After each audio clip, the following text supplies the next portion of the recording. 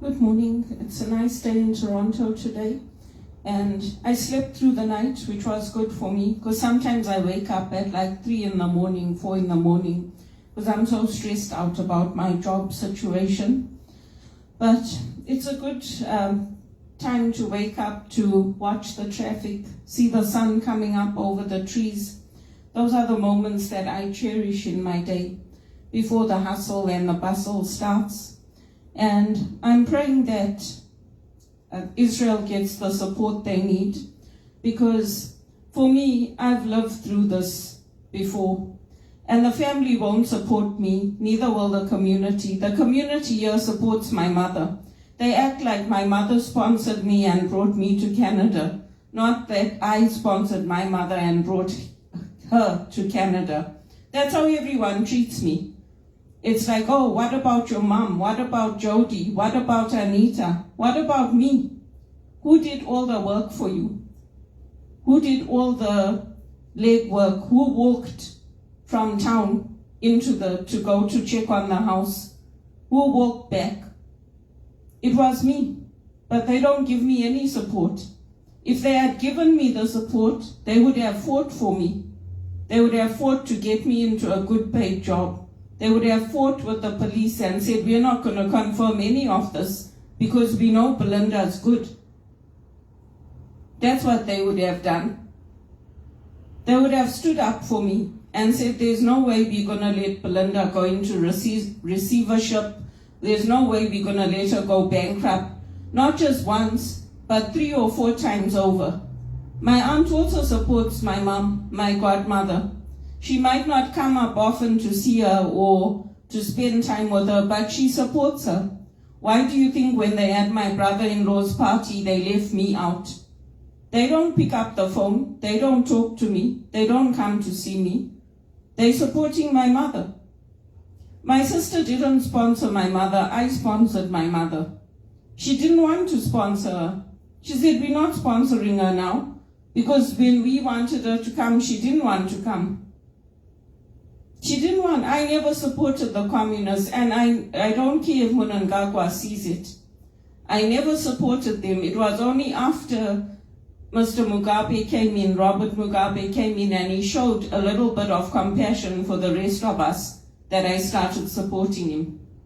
I never supported him. Even as a child, my mother hurt me, because I used to look to her for comfort. I used to tell her that, oh, I'm missing my dad, and she used to just yell at me.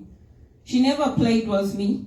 There was one Christmas that one of our family friends came over, Teresa Fernandez, and she said to me, Belinda, what do you want for Christmas? I was sitting and listening to my records, and I said to her, I want my dad. And my mother started screaming, there she goes again. She never showed us any compassion. She never showed us that love. She never played with me. That's why I missed my dad. And the rest of them are all like that. And they say, oh, you know, your mommy is joking. No, she's not joking.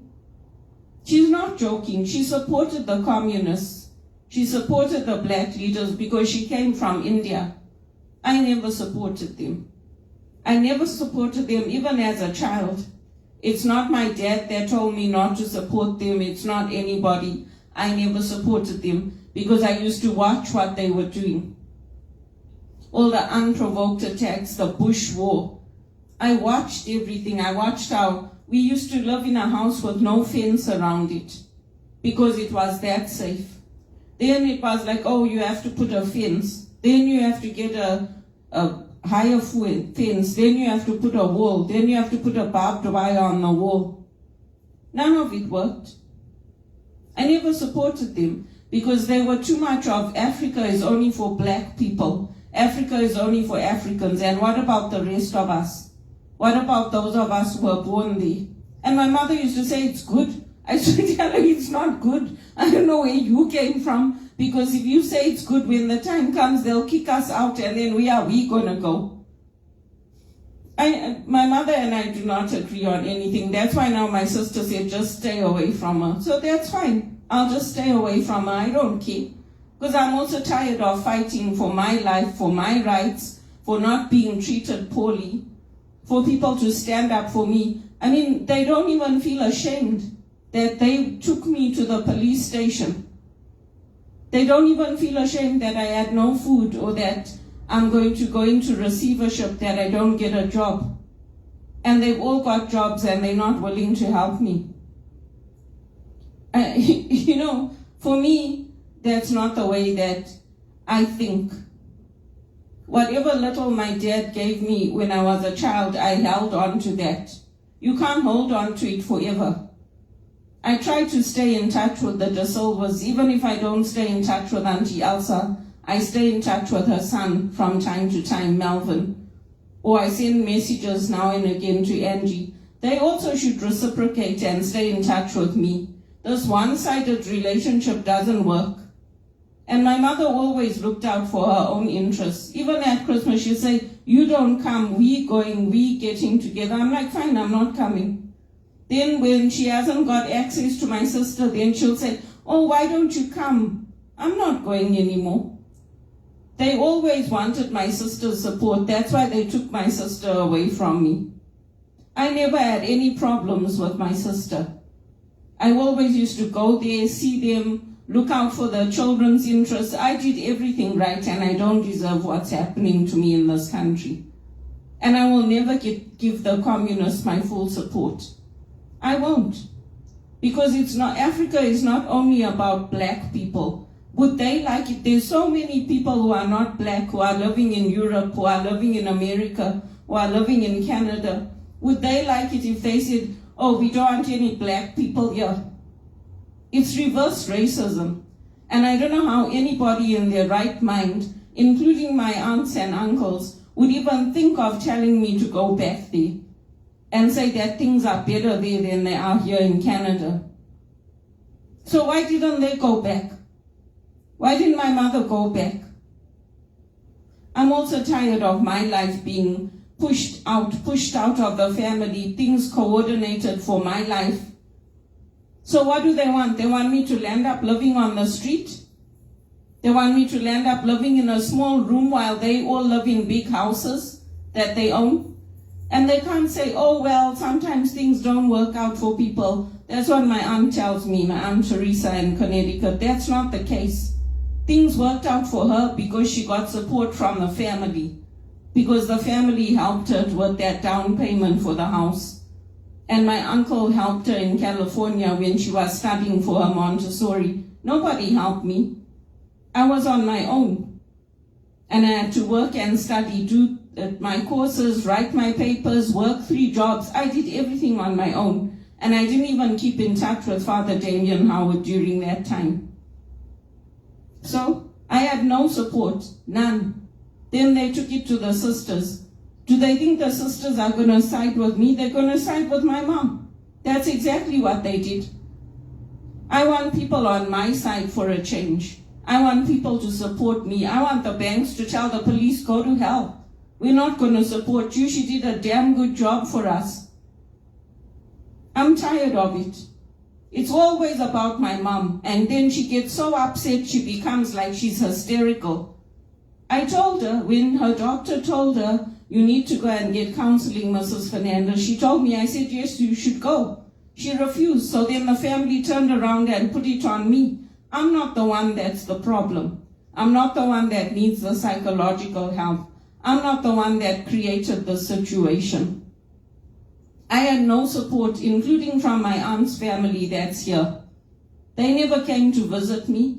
I invited them. They're sitting and talking to my mother like I'm not even in the room.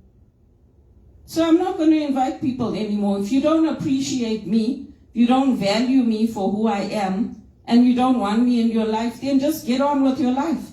Because I'm also tired of it. And they don't like it if I stand up for my brother. My brother gave me a lot of support when I was at home. I'm tired of how people are treating me in Canada.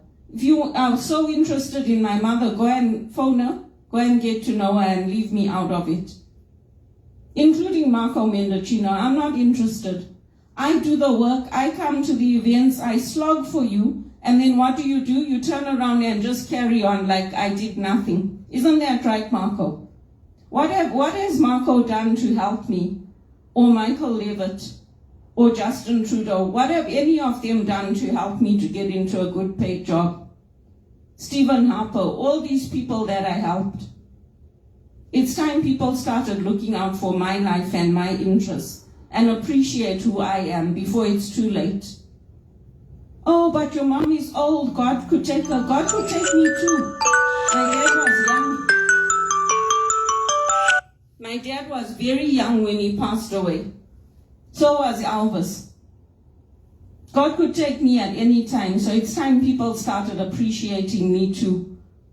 I'm not a wallflower. I'm not somebody that crumbles under pressure. I would never have come this far if I was somebody like a cookie dough crumbler. It's not about, oh, that's the way the cookie crumbles. No, it isn't. People are making choices, just like I'm making choices. And even the Pope is telling us, use social media, spread the gospel, because the social media now has so much fake stuff on it. It's got so much on it that is going to spoil the church. So why don't you, instead of hurting me, why don't you support what I'm doing on social media, who I am, how far I've come, my graduating, my finding my jobs? Why don't you support it? Because I'm tired of it. This is a cycle. It's a cycle that keeps happening. I have to keep telling people, look at my skills, look at my credentials, look how far I've come, look at the volunteering I do in the community. There's always, oh, look how you dress. I dress perfectly fine, thank you. My mother's old now. Just leave her out of it. And if you want to focus on somebody, focus on me and my life and help me to get to my goals. Because as usual, when I reach my goals, the rest of the family benefits. But they don't see it that way. If I wasn't here, my mother wouldn't even be in Canada. But they don't see it that way. They don't give me any credit. They don't give me any support. Nothing. Why do you think they wanted to take me and put me in Sunnybrook? Because they can't be bothered to give me the support. They can't be bothered to come visit me. They can't be bothered to make a call now and again to see how I am. They're interested in my mother. They'll come if anything happens to my mother. They couldn't even come, even when the investigation closed. They couldn't even be bothered to stay in touch with me. I'm also tired of it. I also deserve better. I'm tired of it. I've worked very, very hard for Canada. And if people like Zimbabwe and they think Zimbabwe is better, before sending me there, why don't you go back? Go back. Go back and see how nice it is. If somebody had a job for me, it would be different. But they're just saying, oh yeah, maybe Zimbabwe is the only solution. Why? If I've worked so hard and all of the family has had good times with my sister, my brother, my mother, because of me, why am I not getting that support? It's not right what's happening to me in Canada, and I told the Jesuits too. I don't deserve to be called into the police everywhere I go, everything I do. It's not right. I love my freedom in England because I could travel when I wanted, wherever I wanted. I didn't have to tell anybody. That's why I liked it in England. People mind their own business, not like here.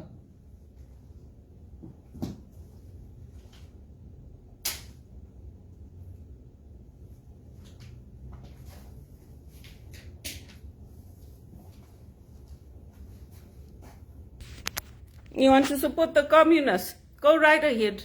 You'll land up like me, with nothing. I came to this country and I started from scratch. I'll tell Mnangagwa, that's nonsense that Africa is only for black people. Since when? It's bullshit. So then they can come and take the women and rape them and do whatever they like the Indians do. They can go to hell. They'll never get my full support. Never.